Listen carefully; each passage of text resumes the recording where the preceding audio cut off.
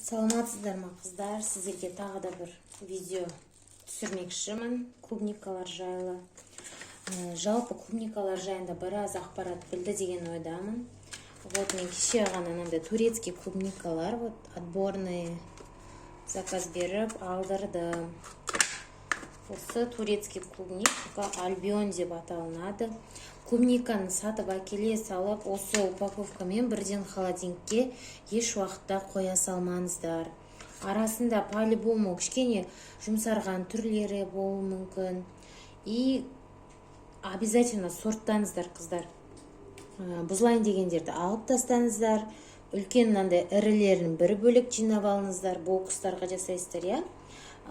Средний майдалауларын бөлек жинап сорттап алыңыздар.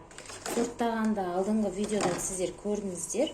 Осылайынан салфетканы алып астыға төсейсіздер. Міне, ең үлкендерін прям үстіп алып жеке қойып аласыздар. Клубниканың сырты дымқыл болса, обязательно сүртіп қойыңыздар. Сол кезде ұзаққа шыдайды, қыздар. Осы ережелерді ұстансаңыздар, клубникаларыңыз бір апта спокойно тұратын болады. Міне осындай прям қатты тығыз емес, нормально қылып салыңыздар. Тығыздап жүрсеңіздер, арасы дымқылданып көгеріп кететін болады.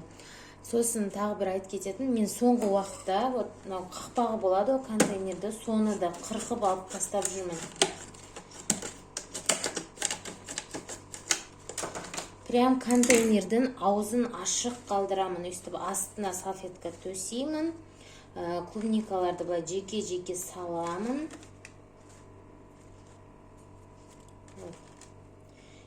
Жеке салам. Сөйтіп холодильникке қойып қоямын. Келесісін бұлай қойып, сосын бұлай қойып, бір-бірінің үстіне өстіп қоя салам. Сол кезде ашық тұрады да, клубникаларға ауа жақсы кіріп, ылғалданбай ұзаққа сақталатын болады. Сонымен осыны айтқым келген, қыздар, сәттілік.